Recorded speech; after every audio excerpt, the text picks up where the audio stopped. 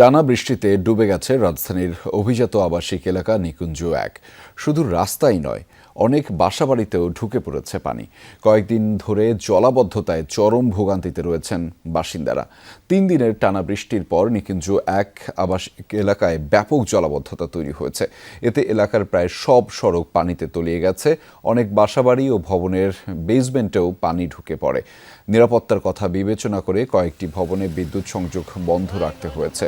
বাসিন্দাদের অভিযোগ, নিকুঞ্জ ১ এলাকার ভেতর দিয়ে থাকা একটি মাত্র পাইপলাইন দিয়ে জামতলা, টানপাড়া, পশ্চিমপাড়া এবং আর্মি গলফ ক্লাব এলাকার বৃষ্টির পানি নিষ্কাশন করা হয়।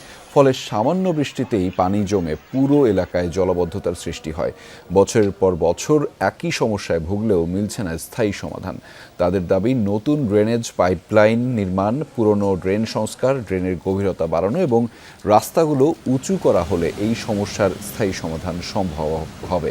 তাই দ্রুত ঢাকা উত্তর সিটি কর্পোরেশনের সংশ্লিষ্ট কর্তৃপক্ষের হস্তক্ষেপ এবং কার্যকর পদক্ষেপ নেয়ার